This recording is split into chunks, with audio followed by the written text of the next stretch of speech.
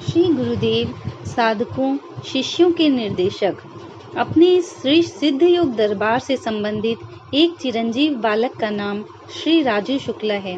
यह बालक हमारे ब्रह्मचारी गुरु भाई श्री राज नरेश शुक्ला जी के परिवार से संबंधित है तथा इनके बड़े भाई साहब का पुत्र है, जिसकी उम्र इस समय लगभग 23-24 वर्ष है।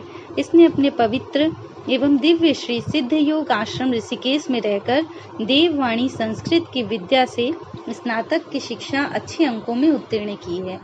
इस बालक श्री राजू शुक्ला के जीवन की 3 घटनाएं ऐसी हैं जो प्रमाणित करती हैं कि हमारे श्री सद्गुरुदेव जी महाराज सदैव सर्वत्र प्रत्यक्ष या परोक्ष रूप से विराजमान रहते ही हैं। उन्हीं तीनों श्री प्रभु कृपा मिश्रित घटनाओं को लिखकर एवं पढ़कर मनन करते हुए यह प्रमाणित करने का प्रयास किया जा रहा है कि श्री सद्गुरुदेव भगवान सर्वत्र तथा सदैव विराजमान रहते ही हैं। इसमें रंच मात्र भी शक की गुंजाइश नहीं है।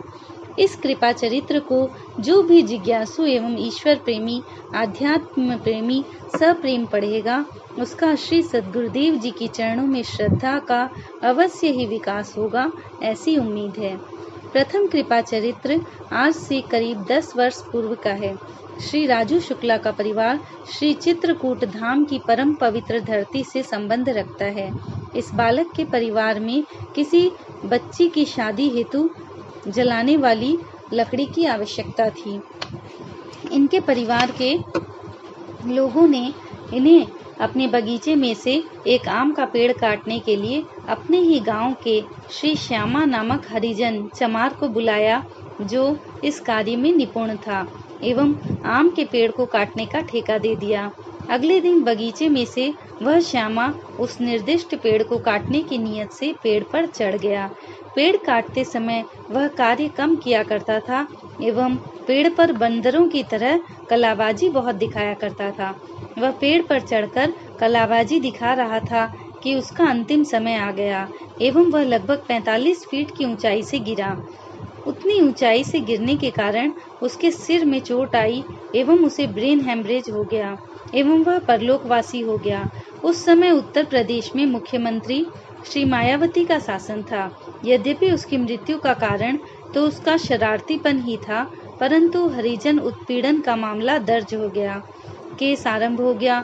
श्री राजू शुक्ला के पिताजी ने श्याम की पत्नी एवं उसके हितैषियों से कहा कि बच्ची की शादी निपट जाने दीजिए, हम इस केस से समझौता कर लेंगे। संस्कार विपरीत होने के कारण यह परिवार अनायास ही इस संकट में फंस गया। शादी सकुशल व्यतीत हो गई एवं चिरंजीव राजू शुक्ला नामक यह बालक अपनी पढ़ाई करने पवित्र एवं दिव्य श्री सिद्ध योग साधन आश्रम ऋषिकेश जाकर निवास करते हुए अपनी पढ़ाई आरंभ किया। अपनी पढ़ाई के दौरान वह पढ़ाई तो करता था, परंतु बाकी समय वह आश्रम की सेवा किया करता था। नित्य ही प्रातः एवं सायं योगेश्वर द्वय की आरती में उपस्थित रहकर आरती किया करता था। आरती के बाद ओम नमः शिवाय का जाप करते हुए योगेश्वर द्वय से प्रार्थना किया करता था कि हे सर्वशक्तिमान योगेश्वर द्वय, आप लोग यह जानते ही हैं कि श्यामा की मृत्यु से हमारे परिवार का कुछ भी लेना देना नहीं है। हमारा परिवार बिल्कुल ही निर्दोष है। आप लोगों से बारंबार यही प्रार्थना है कि इस विपत्ति बवाल से बाइज्जत बरी कराने की कृपा की जाए। सायंकालीन आरती के बाद एक दिन वह 1.5 घंटे तक योगेश्वर दय के स्वरूपों के समक्ष बैठकर सिसकते हुए स्वर में खूब रोया। उसी समय उसका मन एकाग्र हो गया तथा उसने देखा कि एक हिम आच्छादित पहाड़ी पर दोनों योगेश्वर बैठे हुए हैं। परमात्मा स्वरूप दादा गुरुदेव महाप्रभु श्री रामलाल जी महाराज ने श्री सद्गुरुदेव भगवान जी से कहा कि बेटा, यह परिवार चिरंजीव राजू की तरफ इशारा करते हुए अब बहुत कष्ट पा चुका, इनके कष्ट को दूर कर दो। श्री गुरुदेव भगवान ने दादा गुरुदेव महाप्रभु श्री रामलाल जी महाराज से सिर्फ इतना कहा, जी प्रभु जी। तदंतर श्री सद्गुरुदेव भगवान ने बालक राजू शुक्ला से कहा कि अपने परिवार वालों से कहो कि वे मुकदमे की पैरवी पर जाना छोड़ दें उसके कुछ समय बाद हरिजन पक्ष के लोग समझौता की मांग रखेंगे एवं तब तक तुम्हारे गांव के 3/4 जनता हकीकत जानकर तुम्हारे पक्ष में हो गई होगी एवं मात्र 4-5 हजार रुपया देने पर समझौता हो जाएगा। इस प्रकार तुम्हारे परिवार का यह कष्ट दूर हो जाएगा। चिरंजीव बालक राजू शुक्ला आराध्य देव जी का यह आशीर्वाद वचन सुनकर बड़ा प्रसन्न हुआ एवं उसी दिन वह अपने घर चित्रकूट चला गया। घर पहुंचकर उसने यह रहस्य अपने परिवार वालों को बताया एवं बताकर चला आया। चिरंजीव राजू शुक्ला के परिवार के सदस्यों ने त्रिजग पावन श्री सद्गुरुदेव भगवान की आज्ञाओं के अनुसार कार्य किया एवं इस प्रकार घोर विपदा से मात्र 4,500 रुपया खर्च कर सदा सर्वदा के लिए छुटकारा प्राप्त कर लिया। दूसरी कृपा प्रसंग का वर्णन इस निम्न प्रकार है। बालक चिरंजीव राजू योग प्रशिक्षण केंद्र श्री सिद्ध गुफा सवाई आश्रम पर संभवतः गुरु पूर्णिमा के पावन पर्व पर श्री योग साधन आश्रम ऋषिकेश से श्री सवाई धाम जा रहा था। जिस ट्रेन से वह यात्रा कर रहा था उस ट्रेन को बीच के जंक्शन वाले स्टेशन से बदलकर दूसरे ट्रेन से टुंडला उतरकर श्री सवाई धाम पहुंचने का उसका कार्यक्रम था। दिन की यात्रा थी। यह टिकट लेकर उस ट्रेन पर सवार हो गया। वह ट्रेन जिस पर वह सवार था सुपरफास्ट ट्रेन थी एवं वह बीच जंक्शन स्टेशन पर रुकी ही नहीं एवं करीब 1 किलोमीटर आगे बढ़ गई। उसने तीव्र संवेग से जगत नियंता श्री सद्गुरुदेव जी महाराज का चिंतन करना आरंभ किया एवं प्रार्थना किया, प्रभु आज मेरे पास पैसे बिल्कुल नहीं हैं, मेरे पास रंच मात्र में ही पैसे हैं। यदि मैं यह ट्रेन यहाँ नहीं रुकी तो मैं परेशान हो जाऊंगा। इतना कहते कहते उसकी आंखों में आंसू आ गए। हमारे करुणा सागर श्री सद्गुरुदेव जी महाराज दुखियों की आर्तनाद के बेजोड़ श्रोता हैं। चिरंजीव बालक श्री राजू की आर्तनाद को सुनकर आराध्य देव ने संकल्प किया एवं खड़बड़ करके रेलगाड़ी रुक गई। ट्रेन से उसके उतरने भर की देर थी। ट्रेन पुनः जिस स्पीड से रुकी थी उसी स्पीड से चलना आरंभ कर दी। यह दृश्य देखकर उसकी आंखें आंसुओं से छलछला गई। विशेष बात यह थी कि इस बार आंसू कष्ट के नहीं बल्कि प्रेम और आनंद के थे। चिरंजीव राजू शॉर्टकट रास्ते से जीटी रोड पहुंच गया एवं वहां से साधन पकड़कर मितावली होते हुए सिद्ध सेवित श्री सिद्ध गुफा सवाई धाम पहुंच गया। बड़े ही आनंद एवं उत्साह के साथ श्री गुरु पूर्णिमा का पर्व का पूजन किया एवं आंतरिक आध्यात्मिक आनंद का लाभ अर्जित किया। इस कृपा प्रसंग का तीसरा खंड बड़ा ही विलक्षण और अलौकिक है। यह कृपा प्रसंग चिरंजीव राजू शुक्ला के आध्यात्मिक जगत के महल के नींव की ईंट का कार्य कर रहा है। यह कहना अतिशयोक्ति नहीं होगी।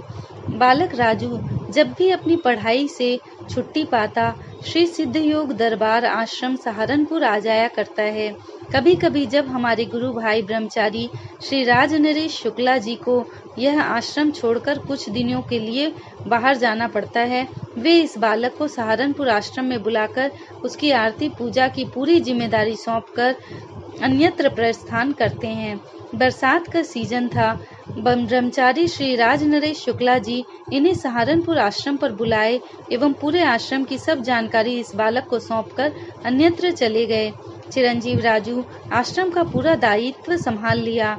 इसने विधि विधान से योगेश्वर द्वय की विधिवत आरती पूजन किया। उसके बाद भोजन बनाया एवं दोनों योगेश्वरों को भोग लगाया एवं तदंतर वह प्रसाद स्वयं ग्रहण किया। उसके बाद श्री सहारनपुर आश्रम के मुख्य गेट के पास बालकनी में अपनी तख्त लगाकर सोने हेतु आसन लगा लिया। रिमझिम पानी पड़ रहा है। कभी कभी पानी पड़ना बंद हो जाता था एवं कभी कभी जोर से पानी पड़ रहा था। इसी बीच कभी कभी बिजली की भी चमक आ रही थी। बड़ा ही मनोहर एवं सुखमय मौसम था। बिस्तर पर सोकर थोड़ी देर पंचाक्षरी मंत्र का जाप किया। नींद आ गई एवं गहरी नींद में सो गया। रात्रि के करीब 2 बजे किसी ने आवाज देकर जगाया, परंतु नींद में ही हाँ माँ कहकर सो गया। दोबारा 15-20 मिनट बाद फिर किसी ने इसे जगाया, परंतु वह फिर माँ कहकर सो गया। उसके 15 मिनट बाद इसकी तख्त पर सिरहाने तरफ किसी ने 2 बार छड़ी पटक कर आवाज लगाया कि छत की ऊपरी मंजिल पर चढ़ने वाली जीना का दरवाजा खुला है, बंद कर लो। इस बार यह प्रगाढ़ नींद में था, अतः जग तो गया, परंतु 2-4 मिनट बाद फिर सो गया। चौथी बार फिर किसी ने जोर से आवाज लगाया कि छत के जीने का दरवाजा बिल्कुल खुला है, उसे बंद कर लो। इस बार वह उठकर बैठ गया, परंतु आंखें बंद किए ही बैठा था। कुछ देर बाद इसे फिर आलस्य आ गया और यह सोने लगा। ज्यों ही वह सोने लगा, किसी ने इसके दाहिने गाल पर इतने जोर से थप्पड़ मारा कि गाल पर 5 अंगुलियों के निशान आ गए एवं वह चौंक कर बैठ गया। इस प्रकार बैठा कि इसकी नजर ठीक छत के जीने के दरवाजे पर पड़ रही थी। उजाली रात थी एवं छत का दरवाजा बिल्कुल स्पष्ट दिखलाई दे रहा था। इस बार इसे स्पष्ट आवाज भी सुनाई दी, नालायक चिरंजीव नरेश, तुम्हें इस आश्रम की पूरी जिम्मेवारी सौंप कर गया है और तू इतना निश्चिंत सो रहा है। ऊपर छत पर जाने वाले दरवाजे के पल्ले बिल्कुल अलग अलग हैं। यदि कोई चोर छत पर चढ़ जाए तो आसानी से आश्रम में प्रवेश कर सब सामान चोरी कर ले जाएगा। मैंने तुझे 3 बार जगाया एवं चौथी बार जगाने के लिए थप्पड़ मारा है। उठकर जीने का किवाड़ बंद कर लो एवं उसमें ताला बंद करके सो जाओ। इस बार जगाया ही इस प्रकार था कि नींद समाप्त हो गई। बालक राजू तेजी से उठा, ताला ढूंढा एवं जीने का दरवाजा बंद कर उसमें ताला लगा दिया। रात्रि के करीब 3 बज रहे थे। अभी उसकी नींद बिल्कुल समाप्त हो गई थी। रात्रि में ही शीशा लेकर अपना दाहिना गाल देखा, जो अभी तक दर्द कर रहा था। उस पर 5 अंगुलियों के निशान बन गए थे एवं गाल कुछ सूज भी गया था।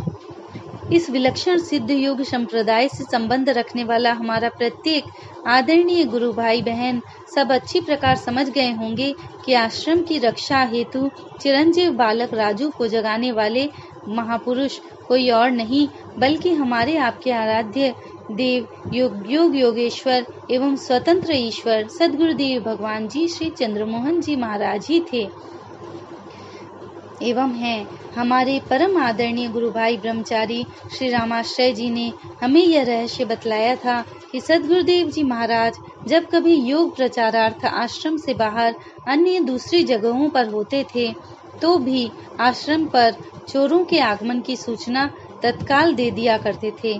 एक बार त्रिलोकीनाथ श्री सद्गुरुदेव जी महाराज हमारे आदरणीय गुरु भाई श्री दूधनाथ जी के यहाँ उत्तर प्रदेश के मिर्जापुर जनपद में विराजमान थे। रात्रि के 1 बजे चोर आश्रम में प्रवेश कर गए एवं महिला आश्रम की तरफ जीने की एक कुंडी काट चुके थे एवं गुरु भवन से सटे हुए स्टोर की कुंडी काट रहे थे। हमारे श्री सद्गुरुदेव भगवान स्थूल रूप से प्रकट होकर बांह पकड़कर झकझोर कर जगाए एवं उनसे बोले कि 3 चोर मेरे कमरे के स्टोर की कुंडी तोड़ रहे हैं, जल्दी जाओ और उन्हें वहां से भगाओ। अभी आदरणीय ब्रह्मचारी श्री रामाश्रय जी नींद में ही थे कि सद्गुरुदेव जी भगवान ने अपने कर कमलों द्वारा बाएं हाथ में टॉर्च एवं दाहिने हाथ में डंडा पकड़ाकर उनको कमरे से विदा किया। पावन पर्व श्री गुरु पूर्णिमा के बाद हमारे परिचित एक गुरु भाई श्री सवाई आश्रम पर उपस्थित थे। साथ ही अभी आश्रम पर लगभग 100 गुरु भाई बहन उपस्थित थे। प्रातः काल पानी का ट्यूबवेल चलते चलते किसी खराबी से बंद हो गया। पुरुष स्नानागार, महिला स्नानागार एवं पूरे आश्रम की परिधि में स्थित पानी की टोंटियां खुली अवस्था में ही थी। हमारे आराध्य देव जी ने हमारे किसी गुरु भाई को मिस्त्री को बुलाने के लिए आगरा भेज दिया। हमारे वे आदरणीय गुरु भाई मिस्त्री लेकर आगरा से आए एवं मात्र 3 घंटे में गड़बड़ी ठीक कर ट्यूबवेल मिस्त्री ने चालू कर दिया। अपराह्न 3:15 बजे का समय था। आराध्य देव जी भोजन विश्राम के बाद जग गए थे। मिस्त्री लाने वाले हमारे भाई जी मिस्त्री के साथ श्री गुरु भवन में प्रवेश कर प्रणाम निवेदित किए एवं कार्य पूरा होने का पूरा विवरण अनाथनाथ से निवेदित किए। आराध्य देव जी ने उस ट्यूबवेल मिस्त्री को मजदूरी एवं प्रसाद देकर विदा किया। आश्रम पर उपस्थित हमारे अधिकांश गुरु भाई बहन आराम कर ही रहे थे। ट्यूबवेल चलते चलते करीब 1 घंटे व्यतीत हो गए थे, परंतु टंकी नहीं भर पाई थी। श्री सद्गुरुदेव भगवान अपने भवन से निकले एवं आश्रम के मेन गेट की तरफ जाते दिखलाई दिए। हमारे मित्र गुरु भाई भी आराध्य देव जी का अनुगमन करने लगे। आराध्य देव जी सर्वप्रथम पुरुष स्नानागार में प्रवेश किए एवं नल की सभी टोंटियां जिससे तीव्र गति से पानी गिर रहा था बारी बारी बंद करने लगे। हमारे इस मित्र गुरु भाई ने श्री गुरु कार्य में सहायता किया। उसके बाद श्री गुरुदेव भगवान महिला स्नानागार में गए एवं वहाँ पर भी उन्होंने यही कार्य किया। हमारे मित्र गुरु भाई ने वहाँ भी श्री गुरुदेव जी के कार्य में सहायता की। तदंतर आराध्य देव जी आश्रम की पूरी परिधि में घूमकर अपने पीछे लगे शिष्य एवं हमारे मित्र से पानी की टोंटियां बंद करवाए एवं फिर श्री गुरु भवन में अपनी चारपाई पर विराजमान होकर बोले, हमारे बच्चे श्री प्रभु जी के इस आश्रम को धर्मशाला या होटल समझते हैं। यहाँ के किसी सामान को वह अपना नहीं समझते। इस आश्रम की कोई वस्तु नुकसान हो जाए तो उनके मन पर इसका रंच मात्र भी कष्ट नहीं होता। यह कैसी अनुचित बात है। यदि हमारे बच्चे श्री प्रभु जी के इस आश्रम को धर्मशाला या होटल समझते हैं तो उन्हें धर्मशाला या होटल में ठहरने का ही मिलता है। जो इस आश्रम को अपना आश्रम या घर समझता है उसे इस स्थान पर रुकने का पुण्य मिलता है। आराध्य देव जी ने स्थिति को और स्पष्ट करते हुए कहा, हमारी समझ से श्री प्रभु जी का यह आश्रम कल्प वृक्ष है। जो जिस भावना से यहाँ आता जाता एवं निवास करता है उसे वैसा ही फल मिलता है। आराध्य देव जी इतना कहकर शांत हो गए। श्री सद्गुरुदेव भगवान जी ने हमारे मित्र गुरु भाई को निमित्त बनाकर श्री प्रभु जी के इस पावन धाम पर आने जाने एवं निवास करने के लिए हमारे प्रत्येक गुरु भाई बहनों को जो स्पष्ट निर्देश दिए हैं उसका पालन हम सभी को अवश्य करना चाहिए। इस कृपा प्रसंग को जो यह पूर्णतया स्पष्ट कर चुका है कि हमारे आराध्य देव जी सर्वत्र एवं सदैव उपस्थित है, निम्न पंक्तियों के साथ विश्राम दिया जा रहा है। पानी में नाव चले तो चले, मत नाव में पानी आने दें। संसार में चाहे मन जाए, मन में संसार न आने दें। बोलिए श्री सद्गुरुदेव भगवान की जय।